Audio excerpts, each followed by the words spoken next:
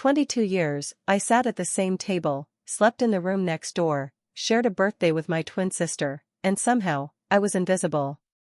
When my grandfather passed away, my family expected a quiet reading of the will. A house split 2 ways. Maybe some savings. What they didn't expect was a letter.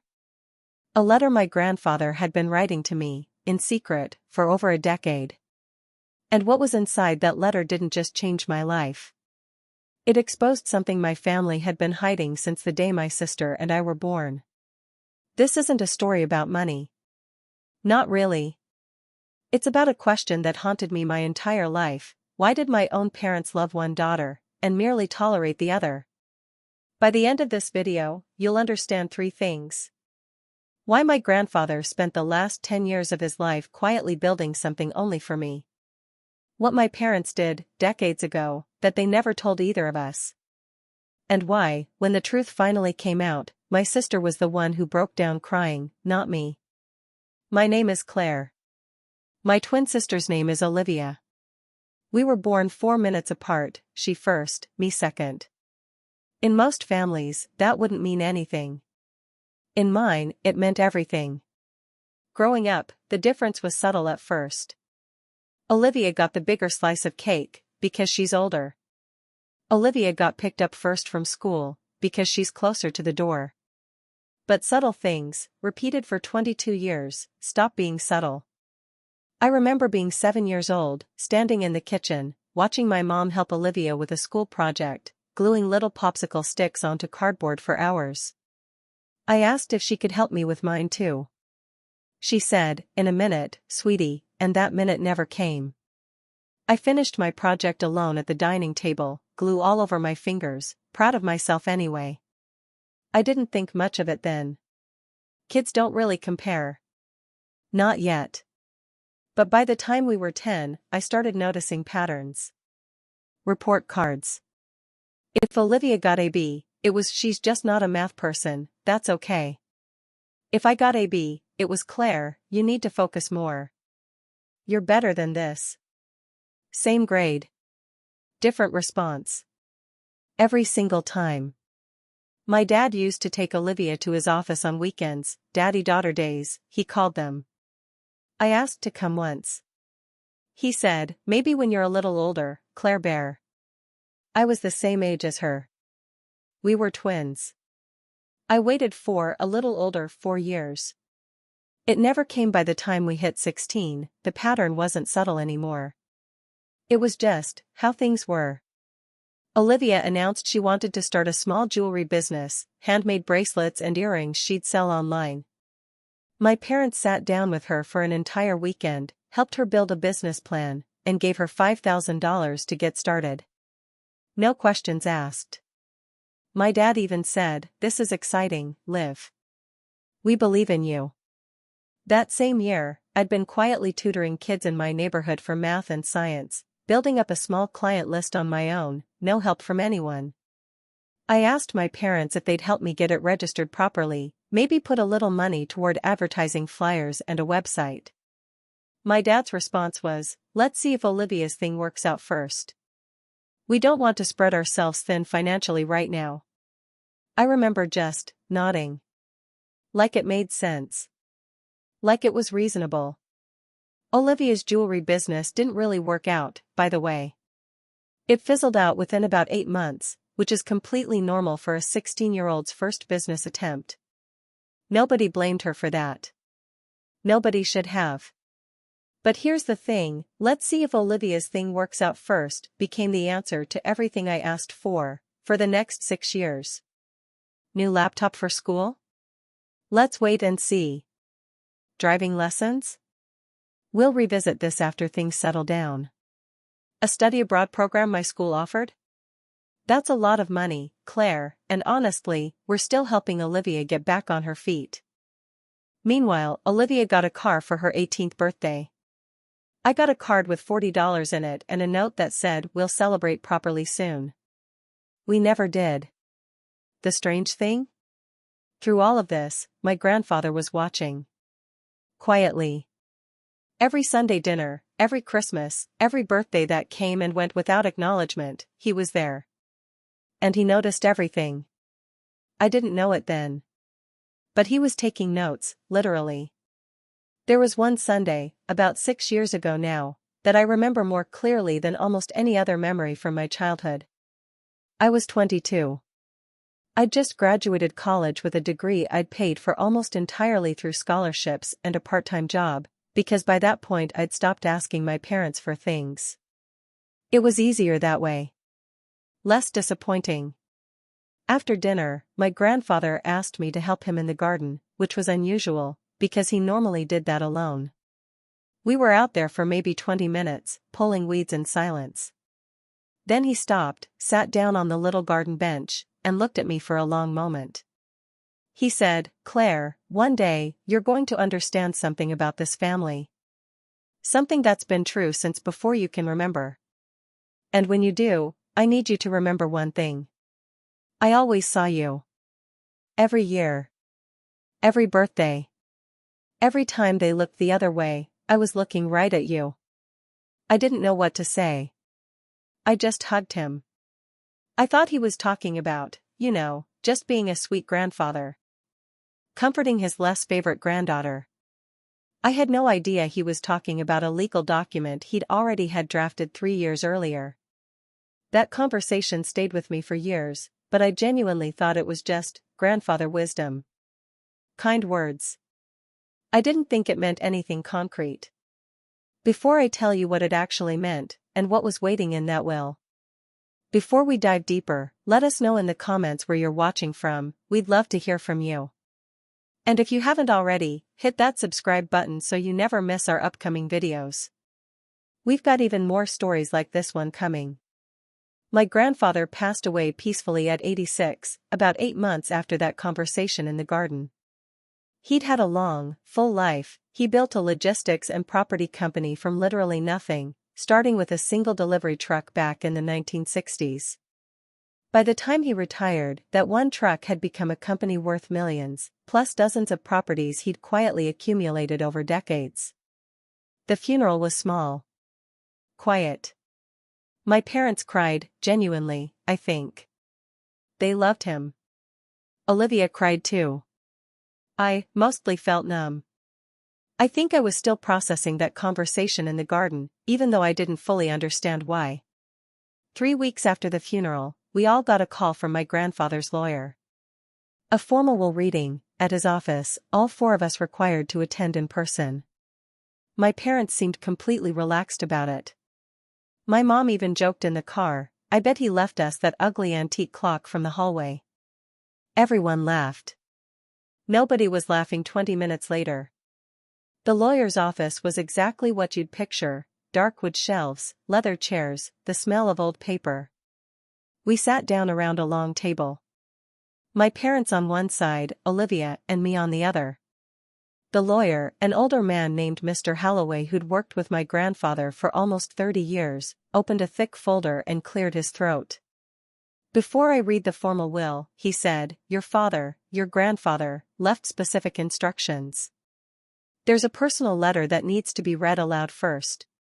It's addressed specifically to Claire." My mother actually laughed. Just a small, nervous laugh. "That's odd," she said, glancing at my dad. "Why would there be a separate letter for just Claire?" Mr. Holloway didn't answer. He just opened the envelope, unfolded the letter, put on his reading glasses, and began. "My dear Claire, by the time you hear this, you will finally know the truth your parents have kept from both you and your sister for 22 years. The room went completely silent. I remember my mother's smile just freezing on her face. My dad sat up straighter. Olivia looked at me, confused, like what is happening right now? Mr. Holloway continued reading. The letter explained that when my grandfather first heard, years ago, about a hospital error from the night Olivia and I were born, he didn't just take my parents' word for it. He hired his own private investigator and lawyer. Quietly. Without telling anyone. And he confirmed something my parents had known, and hidden, for over 2 decades. Here's what actually happened, 22 years ago. When Olivia and I were born, there were serious complications during delivery. My mother lost a significant amount of blood, and for a few hours, doctors weren't sure she'd survive. In the chaos of that night, with multiple nurses rotating in and out of the delivery room, a clerical error was made on our birth records. The hospital paperwork, the official documentation, listed the wrong twin as twin A, the firstborn. For years, nobody noticed. It was just a piece of paper in a filing cabinet. But about 10 years ago, my parents were going through old documents, for a passport renewal, of all things, and my dad found the original hospital paperwork.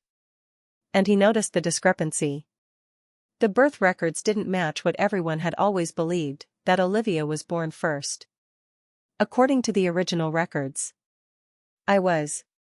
Now, to most people, this would be a non-issue. A clerical curiosity. Who cares who came out 4 minutes earlier? But here's the part that mattered. My grandfather's family, going back generations, had an old family trust structure, originally set up by his father, my great-grandfather. It was old-fashioned, almost feudal in its thinking. The firstborn grandchild, by official documentation, would one day be entitled to inherit the bulk of the family estate. Not by choice. Not by sentiment. By paperwork. My grandfather had inherited everything through that exact same trust structure decades earlier. He was technically obligated to eventually pass it forward the same way, unless he amended it himself.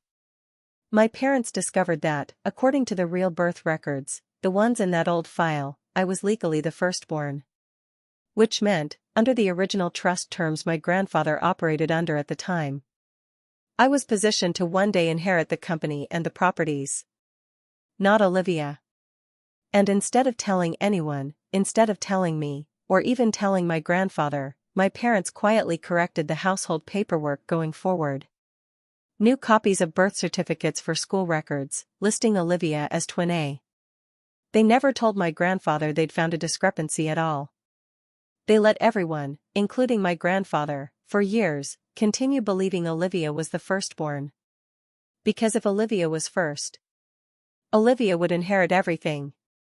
And from that point forward, though I don't think they ever said this out loud, even to each other, every decision, every $5,000 business loan, every daddy-daughter day, every birthday that mattered more, it all quietly orbited around making sure Olivia was prepared to be the one. I wasn't just the less favorite twin.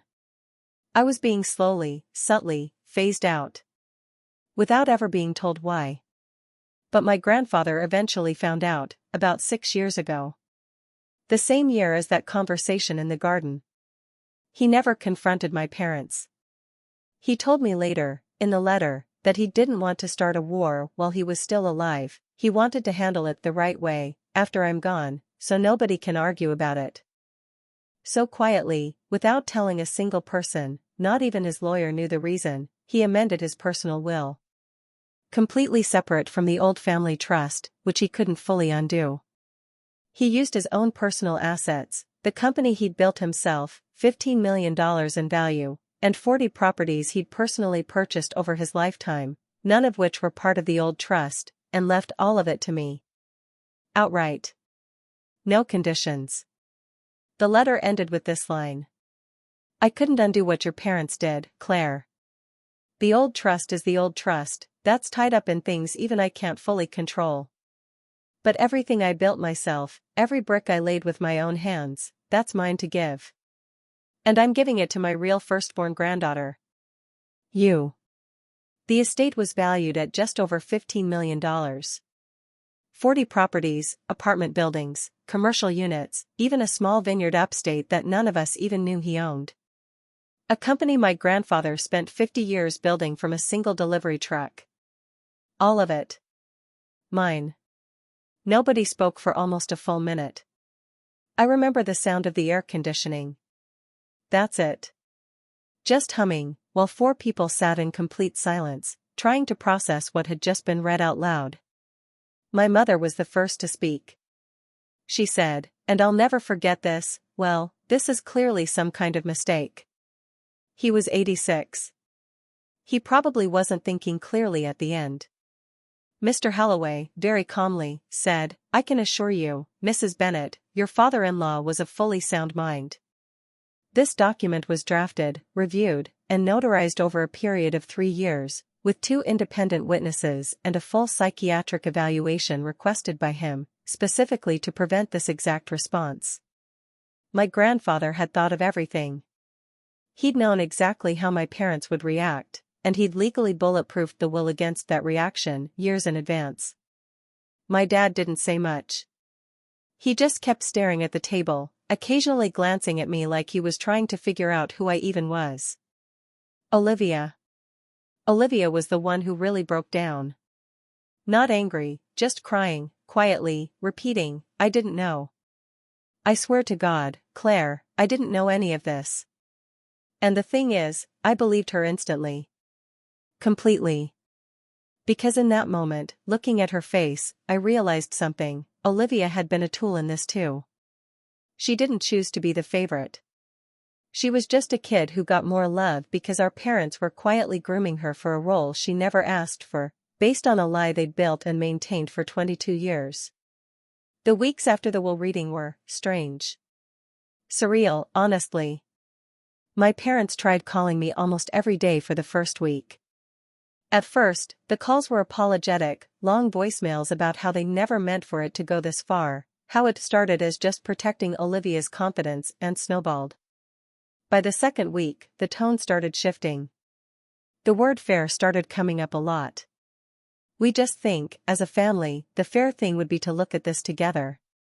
Your grandfather wasn't thinking about what this would do to the family, Claire, only you can fix that now." By the third week, my dad sent me a long email, I still have it saved, that included the phrase, "Family isn't about what's written on a piece of paper." I remember reading that line and almost laughing out loud. Because that's exactly what this had been about, for 22 years. What was written on a piece of paper? Meanwhile, Olivia reached out too, but completely differently. She asked to meet for coffee, just the 2 of us. No parents. We sat there for almost 3 hours. She apologized, not for anything she'd done, because honestly, she hadn't done anything wrong. She apologized for not noticing. For not seeing how unevenly things had been, all those years, and never saying anything. She told me something that genuinely surprised me. She said she'd always felt like she had to be good enough to deserve all the extra attention. Like there was pressure on her that she could never quite name. And now she finally understood where that pressure came from. So, where are things now? Olivia and I are actually closer than we've ever been in our entire lives. We talk almost every day. She's helping me think through what to do with some of the properties. She's got a much better eye for that kind of thing than I do, honestly. We've talked about possibly working together, eventually, on managing part of the portfolio. Not because anyone's entitled to anything, just because we want to. For the first time as equals. My parents and I, that's more complicated. I haven't cut them off. I still see them sometimes, birthdays, holidays. But something fundamental shifted. I used to spend so much energy trying to earn something from them. Attention. Approval. A seat at whatever table Olivia always had a seat at. I don't do that anymore. Not out of spite, just because I finally understand I don't need to. When they asked, gently at first and then more directly, whether I'd consider sharing the inheritance to keep things fair, I told them, "You had 22 years to keep things fair. You chose not to. I'm not punishing anyone by keeping what was given to me. But I'm also not going to pretend the last 2 decades didn't happen." My grandfather's last words to me, in that letter, were simple. "Don't let this make you bitter, Claire. Let it make you seen." I think about that almost every day now. Because for 22 years, being unseen felt normal. It felt like just how things were. I didn't even realize how much it had shaped me, how small I'd learned to make myself, without ever being told to. So, was justice really served here? My grandfather found a way to make things right, in his own way, after his passing. But he also created a completely new kind of divide in our family, one that's still being figured out, 3 months later. Would you have done what I did? Would you have shared the inheritance to keep the peace, or stood firm the way I did? Let me know what you think in the comments below. And if this story moved you, make sure you're subscribed, because trust me, the story of what happened with my parents after this, that's a video on its own.